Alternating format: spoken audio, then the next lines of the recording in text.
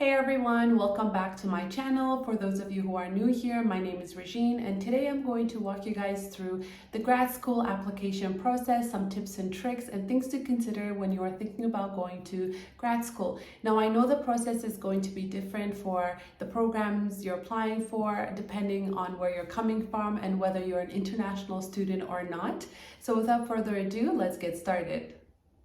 So the first thing you want to consider is why do you want to go to grad school and what the grad school is for you. Is it because your friends have gone through it, you have a highly educated family, all your colleagues are doing it and that's the reason you want to do it? If that's the case, it's not the right reason to do grad school.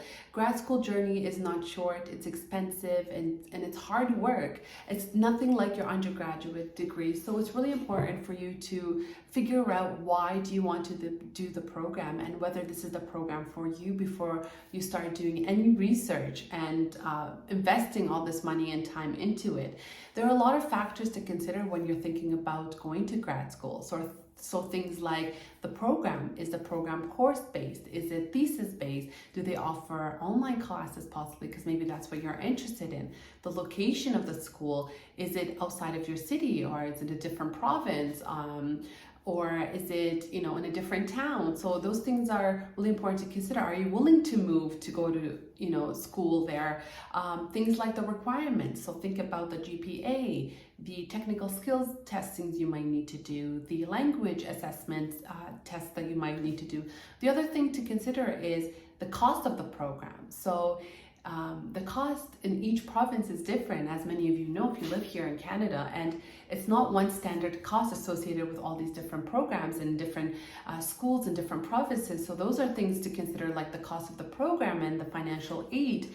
And when you've picked the program that you want to study and you're at that research stage, it's really important for you to visit the website of the school and the faculty and really do an in-depth research about the program that you're looking to study. If all the information there is not enough for you and you have additional questions, reach out to the program and send them an email, give them a call, or if you're in the city, give the school a site visit, because it's really nice when you can see it in person and feel the environment around you. Do you fit in there? Do you feel comfortable studying there, spending all this time there? Does the school really offer what you're looking for? Because each program is different and the way it's taught is different in these different institutions. So those things are really important to consider.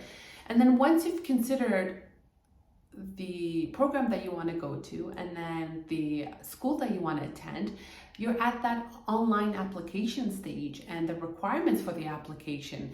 So on top of the online application for each university, there are additional requirements for the program. So things like filling out any documents that they require you to do, submitting your reference letters. So you'll need 2 reference letters.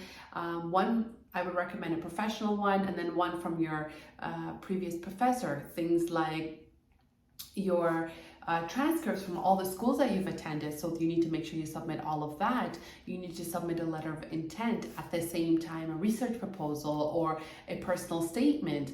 And then what is it that you want to do and why do you want to do it, and how going to the school is going to kind of help you get there. So is the program appropriate to what you're looking for? At the same time, you'll need to submit a CV. So like a resume, make sure you submit an up-to-date resume, and then also the application fees associated with everything. So it costs money to do that. Also, the other thing is you may need to submit a sample of your work. So depending on the program it is, you may need to submit a research paper that you did in your 3rd or 4th year of undergraduate. So those things are all things to consider for the application. Now you can see there's a lot of information that you need to submit to these programs. It's not just the online application. So it's really important to stay organized, to keep a track of everything you're submitting. And you may want to do that through your phone app if you have one, or I like to write everything down. So I just keep a journal and I have a calendar that I keep a track of everything that I do usually. So it's important to stay on top of everything, because there are times where people get rejected due to technicalities. So you want to make sure you follow up with the schools every time you submit all your documents, just to make sure that they've received everything from you and there's nothing outstanding before the deadline comes around. Because I'm telling you, the time goes by so fast that, you know, at one point you're just started the research, and once you figured out where you want to go and you've done your outline application, the time goes by so fast that you almost feel like you didn't get everything in, right? So it's really important to stay organized, so that way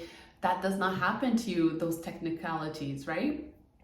As some of you know, I've already started my graduate degree journey here in Canada, and what I want to do is maybe next video discuss my experience with applying for the programs and what that looked like for me with that particular university I'm currently attending, and you know, just walk you guys through it essentially. So if you've enjoyed this video and you found it useful, please like it, comment, subscribe to my channel if you have not. And I'm excited to start this journey that I've already started essentially, and to create videos along the way just to kind of give you guys an update of where I'm at and where I'm going. And at the same time, thanks so much for tuning in, and I really appreciate you guys' support with this whole new chapter in my life. If you have any questions, please let me know in the comment section, or DM me on Instagram, or send me an email. My email is in my description box. And until next time, thanks so much for watching. Take care. Bye.